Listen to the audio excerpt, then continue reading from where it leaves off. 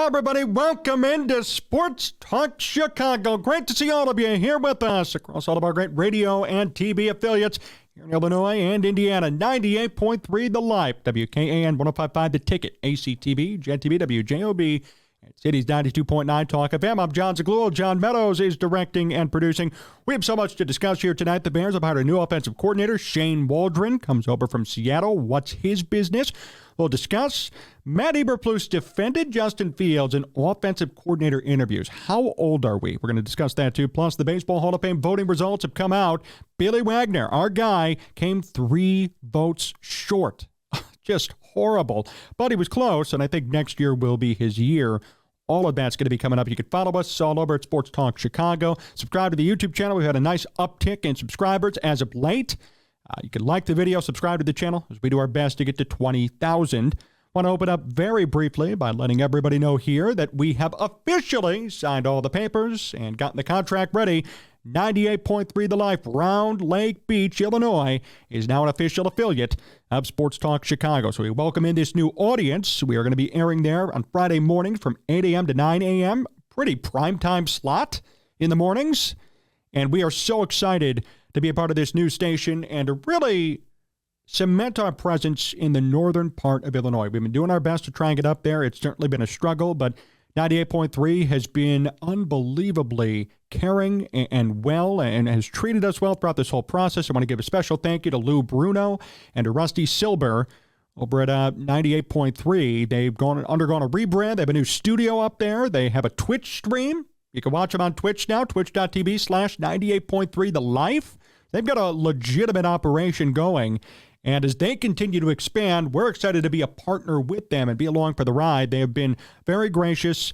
And we just want to sit here for a second and really thank them and welcome this new audience to the Sports Talk Chicago family. If you're unfamiliar with us, I think you're going to enjoy what we bring to the table. And as far as on 98.3 goes, we're going to complement a sports show on Saturday mornings hosted by Rusty Silber from 8 to 10 a.m. So we're going to be on 8 to 9 a.m. on Friday mornings. His show's on Saturday mornings from 8 to 10. So a couple of sports shows in the blocks on the case for 98.3.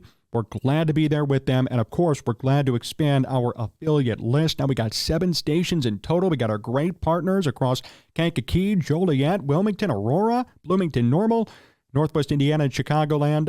It is amazing. And there's more expansion to come on top of that, too. So the fact that we're already at 7 is just amazing. And we're going to get to more, and we're going to cover and blanket, hopefully, more of the state of Illinois, parts of Indiana, hopefully even out into Iowa and southern Wisconsin as well. We're working on all of those stations and all of those areas. But thank you to 98.3. So glad to be a part of their family and so glad to bring Sports Talk Chicago to all of you in northern Illinois. How exciting. And another feather in our cap here at STC as the STC syndication network continues to expand. So we're excited and we're ready to go. New audience, same old Bears, unfortunately. I'm just kidding. They actually made a decent hire here. They hired Shane Waldron as the offensive coordinator. Now, we did an offensive coordinator video last week. It was before the Bears had actually interviewed Cliff Kingsbury, who was my favorite for this job. But I'm not fully opposed to Shane Waldron. I'm not angry about it, believe it or not, so don't worry. I'm not going to be all negative or pessimistic. I don't think this was a bad hire. If I had to categorize it, I'd say this was the safe hire for the Bears. It wasn't flashy. It didn't pop off the page necessarily, but here's the positive. You know what you're getting with Shane Waldron. I'll explain that in a second. Here's what Matt Eberflus had to say about adding Shane Waldron to the staff. He said, quote, "We are excited to add Shane to our coaching staff." Eberflus also said, "I also want to thank all the candidates we spoke to throughout the interview process. This was a very exhaustive search," which it was.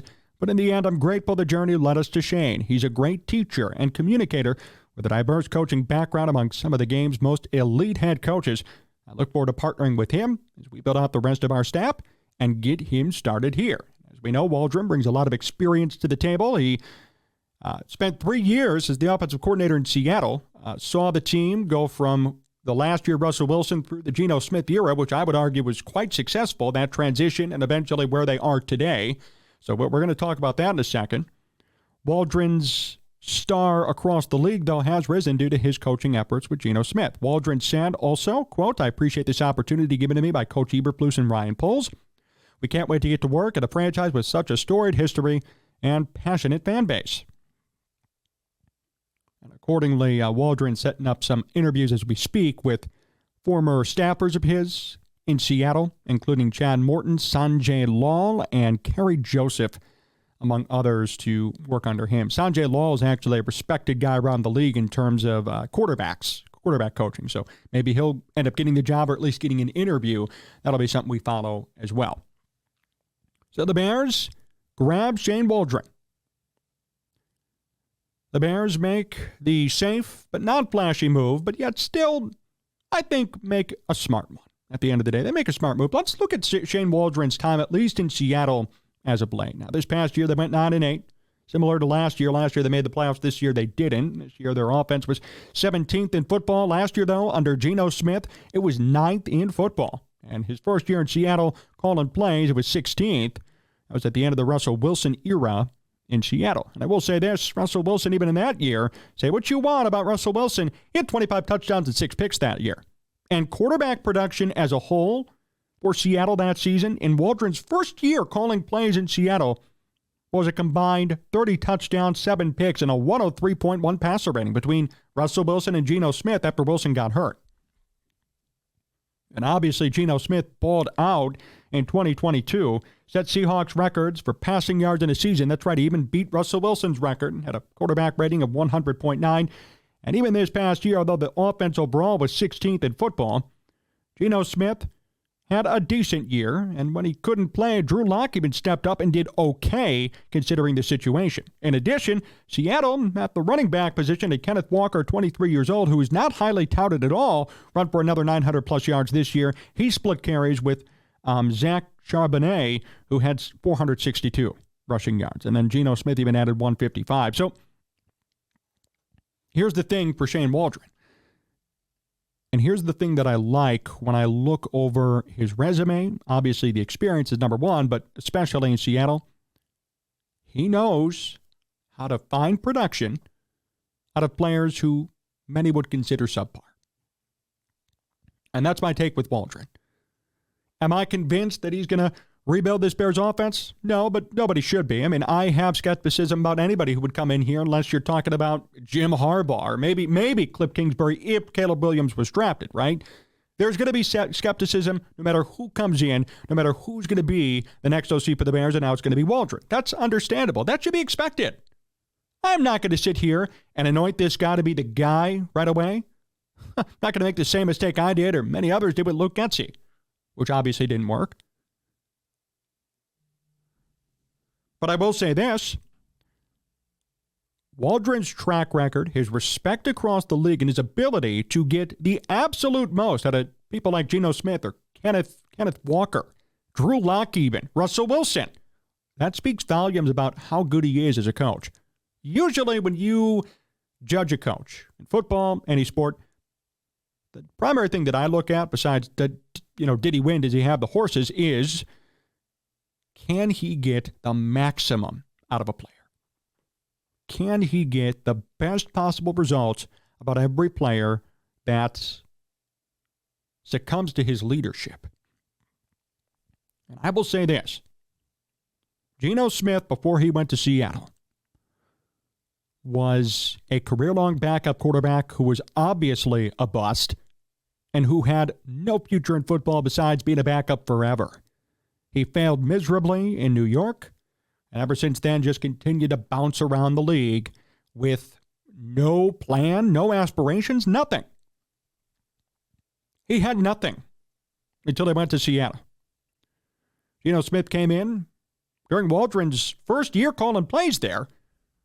Due to Russell Wilson's injury, and Geno Smith in limited time put up 5 touchdowns and 1 pick.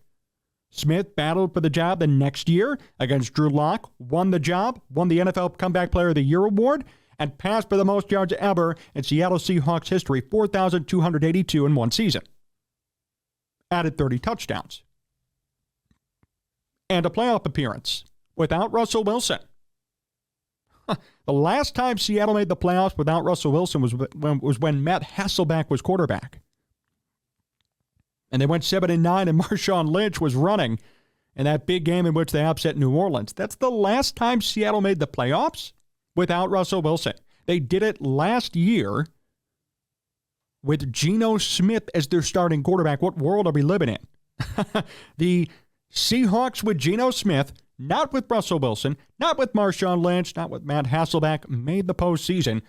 And Geno Smith won the NFL Comeback Player of the Year award. Oh, and he set a franchise record for passing yards in a season. All of that occurred under Waldron.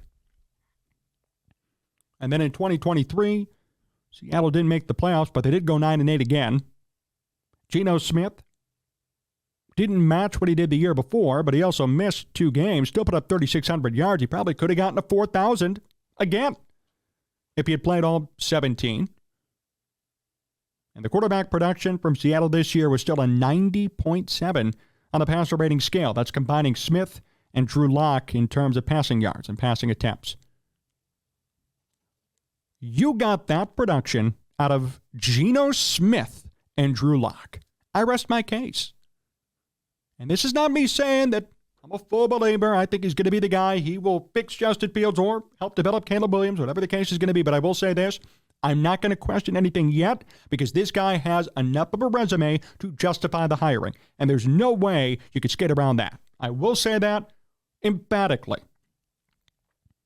There's no way you could say, oh, this guy sucks, he's bad, I don't believe in him, when you look at what he's done and his body of work in football. And Seattle wasn't his first rodeo. He's been around the NFL for 20-plus years. He's called plays for a number of different organizations.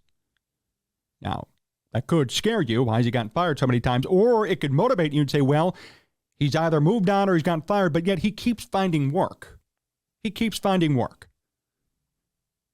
It's different than somebody in the NFL who gets his one shot that never finds a job again, like Josh McDaniels, right? That guy just sucks as a head coach, and we all know it. It took him 12 years to get another head coaching opportunity. He couldn't even last 1 year in Las Vegas.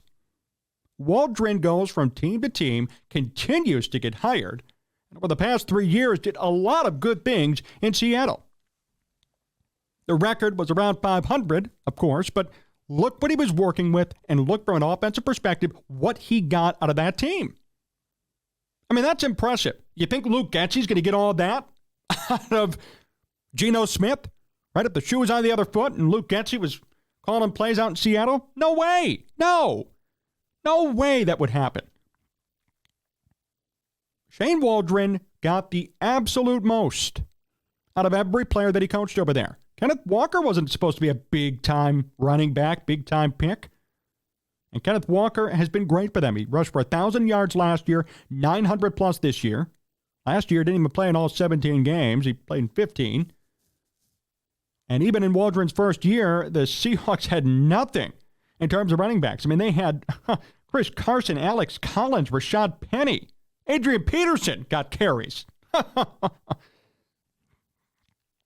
He had absolutely no weapons. No weapons, and look what happened. So I'm not going to criticize this move by Chicago. I'm skeptical because people like Brian Pulsam and Eberflus endorse him. But in terms of legitimate production, this guy knows his stuff. I'm not going to crap on him for doing what he's doing and doing what he's done. Does this mean he's going to be a sure thing? We don't know. But it does mean that based on paper, based on resume, based on experience, based on output from players he's coached, he's certainly qualified enough for this job. And that's what I like about this, too. I have criticized the Bears many a time on this program for doing a college of coaches type approach, right? Hiring everybody with no experience and saying, oh, okay, let's see how it goes. For once, they went outside of the box and hired somebody with vast amounts of experience.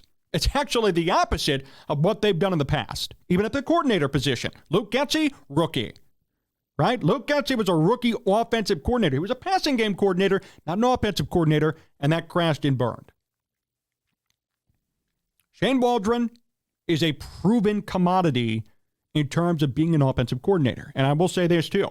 If it doesn't work here for him, It's not a Shane Waldron problem. I can tell you that. Unless things go catastrophically wrong, it's not going to be a him problem.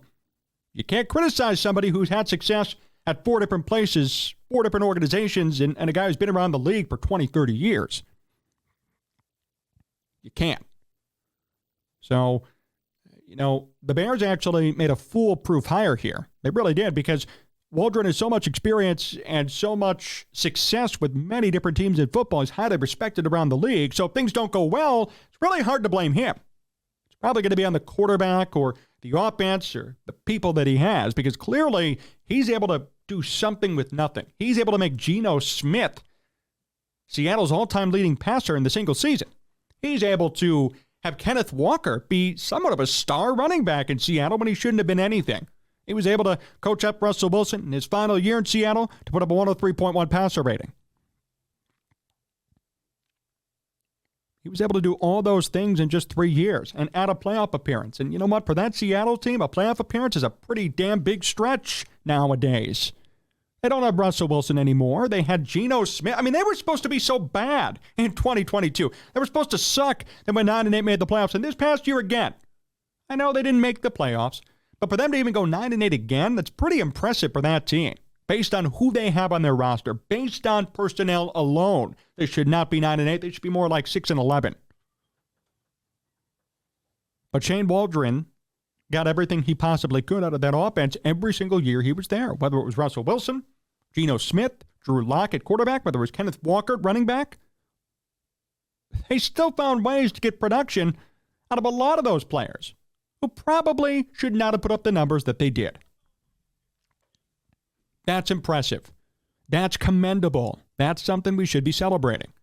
And if he could do that with Geno Smith or Drew Lock or Russell Wilson or Kenneth Walker, why can't he do the same here in Chicago? Whether it's Justin Fields or Caleb Williams, whether it's Khalil Herbert, Darnell Mooney, there's so many guys who the Bears unfortunately just underutilized last year, or guys who just did not put up the numbers that they should have put up.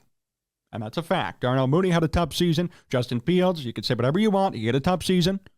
And if he stays, we need to see some sort of improvement out of him. So this was a good hire by the Bears. This was a smart, shrewd hire.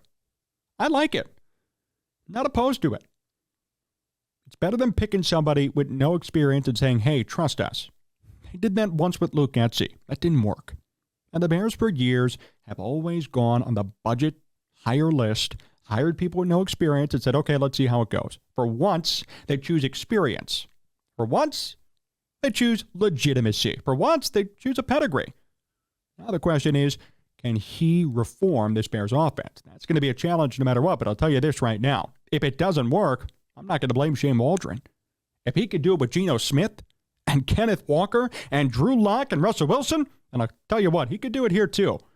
Depends on how the Bears treat him and what they provide him with in terms of ability to call plays and actually run an offense.